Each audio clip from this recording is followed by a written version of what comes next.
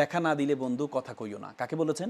আমাদের ওই পিনাকি ভট্টাচার্য এবং এই সাংবাদিক ইলিয়াস সাহেবকে বলেছেন যে, দেখা না দিলে কথা কইও না। তার মানে উনি কি কাকে বলেছেন এটা? ব্যারিস্টার আল মামুন রাসেল আপনার কাছে আজকে জামায়াতের আমির তিনি বলেছেন আওয়ামী লীগের পথে হাঁটছে সরকার, ফ্যাসিবাদের বিরুদ্ধে প্রতিরোধ গড়ে তোলার আহ্বান তিনি জানিয়েছেন। তিনি বলেন ফ্যাসিবাদ একটি ভাইরাস, যে এই ভাইরাসের সংক্রমিত হবে সেই ফ্যাসিস্ট। আজকে ডিপ্লোমা ইঞ্জিনিয়ার্স ইনস্টিটিউটে একটি অনুষ্ঠানে তিনি এই কথা বলেছেন এবং তিনি আরও বলেছেন একটি বিশেষ দেশকে খুশি করতে গিয়ে বর্তমান সরকার বিভিন্ন অপকর্ম করছে। এর অংশ হিসেবে জুলাই স্মৃতি জাদুঘর থেকে অনেক গুরুত্বপূর্ণ তথ্য সরিয়ে ফেলা হয়েছে। আমার প্রশ্ন হলো, আমরা দেখলাম তার এই বক্তব্য আওয়ামী লীগের পথে হাঁটছে সরকার, কিন্তু আমরা যখন সংসদে দেখি, যদি বলি রাষ্ট্রপতি নির্বাচনের পর রাষ্ট্রপতিকে কোলাকুলি করে কানে কানে অনেকক্ষণ ধরে জড়িয়ে রেখে কথাবার্তা বলা, তাহলে বিএনপি যদি ফেসিবাদের পথেই হাঁটে তাহলে তাদের এত গলাগলি কেন? দেখেন, আমি এটা সহ কয়েকটা বিষয় নিয়ে একটু আসি। প্রথম কথা হচ্ছে, আমার সহ-আলোচক ফারুক ভাই বলল যে ওয়ারেন্ট অফ প্রেসিডেন্টের কথা বললো, যে একটা এমপি কিভাবে একটা ইউনিটকে ফুল দিয়ে বরণ করে নিতে পারে, এটা মানে তার সাথে যায় না। কিন্তু ব্যাপার হচ্ছে, আমরা যখন মাননীয় প্রধানমন্ত্রীকে দেখি উনি সাধারণ বিমানে চলাচল করেন যাত্রীদের সাথে, তখন আমরা তো বলতে পারি না যে এই যে আপনি অন্য দেশে বড় বড় দেশেরা তারা পার্সোনাল বিমান ব্যবহার করে, আপনি পার্সোনাল বিমান ব্যবহার করেন না কেন? আপনি তো তাহলে প্রধানমন্ত্রী হওয়ার মতো যোগ্যতা আপনার নেই। আপনি তো বুঝেন না এটা কোথা প্রোটোকল দিতে হবে। কয়েকদিন আগে প্রধানমন্ত্রী শিক্ষককে স্টেজ থেকে নেমে এনে পুরস্কার দিচ্ছেন, আবার নিজে নিজে বোতল উঠাচ্ছেন, আবার কোথাও ময়লা হলে পরিষ্কার করছেন। মানে আমরা তো তখন এটাকে বলি ডাউন টু আর্থ মেন্টালিটি, মানে ওনার মানবিক চিন্তাভাবনা বা এটাকে প্রশংসা করছি। কিন্তু একটা এমপি যখন একটা ইউনো বা একটা একে ফুল দিয়ে বরণ করে নিচ্ছে, একটা এমপি যখন একটা মানে এর সাথে একটা চা দোকানে বসে চা খাচ্ছেন, এটাকে আমরা মনে করি যে না, উনি ওয়ারেন্ট অফ প্রেসিডেন্টকে ফলো করছেন না, করছেন না। এগুলো আসলে মানসিকতার চিন্তা, মানসিকতার সমস্যা। আমি মনে করি এই ডাউন টু আর্থ মেন্টালিটি সকলে থাকতে হবে। আপনি তো জনগণের ভোটে নির্বাচিত হয়েছেন, আপনাকে প্রত্যেকটা বিষয়ে আপনাকে ডাউন টু আর্থ মেন্টালিটি যদি থাকে, আপনি সামনে এগিয়ে যেতে পারবেন। তারপরে দেখেন, নুরুল হক নুরু সাহেব আজকে কি বলেছেন জানেন? উনি আজকে বলেছেন যে দেখা না দিলে বন্ধু কথা কইও না। কাকে বলেছেন? আমাদের ওই পিনাকি ভট্টাচার্য এবং এই সাংবাদিক ইলিয়াস সাহেবকে বলেছেন যে দেখা না দিলে কথা কইও না। তার মানে উনি কি কাকে বলেছেন এটা? উনি তো তাহলে আমাদের প্রধানমন্ত্রীকে ব্যঙ্গাত্ম করেছেন। প্রধানমন্ত্রী তো 17 বছর দেখা দেন নাই, তার মানে কি উনি কথা বলতে পারেন নাই? উনি কথা বলেছেন না? আজকে পিনাকি দাদারা, তারপরে হচ্ছে সাংবাদিক ইলিয়াসরা কেন দেশ ত্যাগ করেছেন? কিসের জন্য?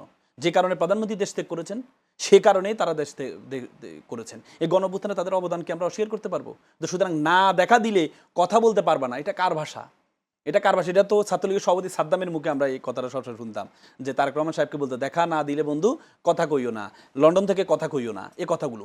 তাহলে এই যে চিন্তা ভাবনাগুলো আপনি বারবার, আমি মনে করি দেখেন, বারবার নুরুল হক নুরু সাহেবের যে চিন্তা ভাবনা, যে মেন্টালিটি, এখন যে আক্রোশ, বলেছে যে আয়তদিন গুপ্ত ছিল, গুপ্ত রেখে দিব, এই যে আক্রমণাত্মক বিষয়গুলো, আমি মনে করি দেখেন, আমরা বলে না যে হাতি ঘোড়া গেল চল, সামসিকা বলে কত চল, এগুলো বলে আলটিমেটলি এরশাদ হওয়ার চেষ্টা করবেন না।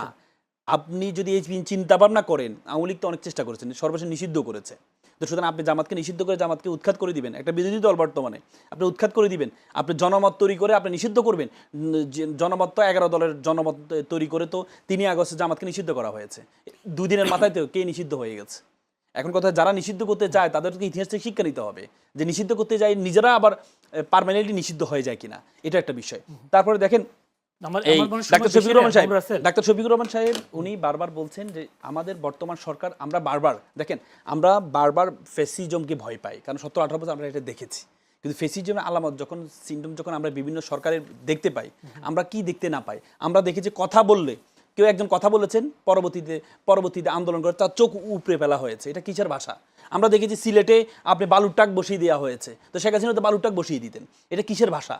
আপনি দেখেছেন শেখ হাসিনার আমলে এই বেগম জিয়ার গাড়ি বহরে হামলা হতো, এমপিদের গাড়ি বহরে হামলা হতো, এখনও তো এমপিদের গাড়ি বহরে হামলা হচ্ছে। তো কিসের ভাষা? এটা তো ফ্যাসিজমের ভাষা। আপনি দেখেছেন, আপনি বারবার বলেছেন যে সরকারি এবং রাষ্ট্রীয় প্রতিষ্ঠানে কখনো দলীয়করণ করবেন না, বারবার বলেছেন। আমাদের মির্জা ফখরুল ইসলাম আলমগীর সাহেব, আমি আপনাকে কোর্টের আনকোট করে বলছি, মির্জা ফখরুল ইসলাম আলমগীর সাহেব বলেছেন, টাইমস বলছি, 27 ফেব্রুয়ারি 2018 তিনি বলেছেন দেশের সব সাংবিধানিক প্রতিষ্ঠানে দলীয়করণ করা হয়েছে। তিনি বলেছেন দলীয়করণ করা হয়েছে, কিন্তু আপনি কি দেখেছেন? দেশের সাংবিধানিক প্রতিষ্ঠানগুলো দেখেন, রাষ্ট্রীয় প্রতিষ্ঠানগুলো দেখেন, প্রত্যেকটা প্রতিষ্ঠানে আপনি দলীয়করণ করা হয়েছে, অথচ ওনাদের ঐতিহ্যপথ এটা ছিল না। তো তাহলে এগুলো কিসের আলামত? এগুলো কিসের আলামত? এগুলো তো ফ্যাসিজমের আলামত। একদিনে তো ফ্যাসিজম তৈরি হয় না। এখন বিরোধী দলের যে গণঅভ্যুত্থানের পরে যে একটা ম্যাসাকার অবস্থা, তার মানে কি? বোঝানোর জন্য দলীয় লোকদেরকে তার মানে কি আপনি একটা সুয়েটার ব্যবসায়ী, ঋণ খেলাবি, তাকে বাংলাদেশ ব্যাংকের গভর্নর বানায় দিবেন? এই যোগ্য ব্যক্তি আর বাংলাদেশ অর্থনীতিবিদ বাংলাদেশে নিয়ে বিএনপি করে? আপনি সরকারি দলের লোক বসান, সমস্যা নেই তো। আপনি আপনার মতাদর্শের লোক বসান, কিন্তু যোগ্য লোককে বসান। আপনি যে 12টা সরকারি প্রতিষ্ঠানে যে আপনি এই করলেন, বিভিন্ন বিএনপির উপবিষয়ক সম্পাদক, আপনি বিভিন্ন এই পানি বিষয়ক সম্পাদককে আপনি বানাইলেন হচ্ছে এই এই সংস্থার প্রধান হিসেবে। তো আপনি তো এগুলো করতে পারেন না। আপনি যখন এগুলো অযোগ্য ব্যক্তি থেকে করবেন, দলীয়করণ করবেন, তো এগুলোতে প্রশ্ন আসবে। এভাবে দলীয়করণ করতে করতে করতে ফ্যাসিজম তৈরি হয়েছে। তো সুতরাং এগুলো তো বলতে হবে। যদি না বলা হয় তাহলে তো আলটিমেটলি আগের মতো শেখ হাসিনার মতো হয়ে যেতে হবে। মানে একই কথা, মানে মুখে এক কথা কাজে আরেক কথা, এরকম একটা কথা বলা হচ্ছে জামায়াত আমিরকে। যেমন বলা হচ্ছে ফ্যাসিবাদ, বা তাদের সাথে গলাগলি কোলাকুলি, এই বিষয়গুলো। না, গলাগলি আপনি যখন একই সংসদে করবেন, আপনি যখন একই সংসদে থাকবেন, একই সংসদে মুখোমুখি তো বসবেন, আপনি তাদের সাথে কথা বলবেন। তার মানে কি আমি তার রাজনৈতিক তার যে ভুলগুলো আছে, তাকে ত্রুটিগুলো ধরেই দিব, তার মানে তার সাথে আমি কথা বলবো না? এটা তো হচ্ছে আগের মতো বিরোধী দল হয়ে গেল। আগের মতো বিরোধী দল তো এমন ছিল যে কেউ কাউকে দেখবেই না। এটা তো বাংলাদেশে আমরা আশা করি না। নতুন বাংলাদেশে এই গণঅভ্যুত্থানের পর বাংলাদেশে আমরা এটা আশা করি না। আমরা মনে করি গঠনমূলক সমালোচনা হবে। আপনি প্রথমে ইন্ডিয়া, প্রত্যেকটা সরকারের প্রধান ইন্ডিয়া সফর করতো, আপনি গেছেন চায়না সফরে। এই জন্য বিরোধী দল এটা ধন্যবাদ জ্ঞাপন করেছেন সংসদে। এটা তো সৌন্দর্যতা। আপনি যেখানে ভালো কাজ করবেন সেখানে আপনাকে প্রমোট করা হবে। আপনি খারাপ কাজ করলে আপনাকে নিন্দা করা হবে। যাতে আপনি যেমন 18 ক যুক্ত করেছিলেন আপনি ব্যাংক খাতে, পরবর্তীতে বিরোধী দলের বিরোধের মুখে আপনি 18 ক থেকে ফেরত আসছেন। তার মানে সরকারি দলের গঠনমূলক সমালোচনা করতে হবে। যেটা ভালো ভালোকে ভালো বলতে হবে, খারাপকে খারাপ বলতে হবে।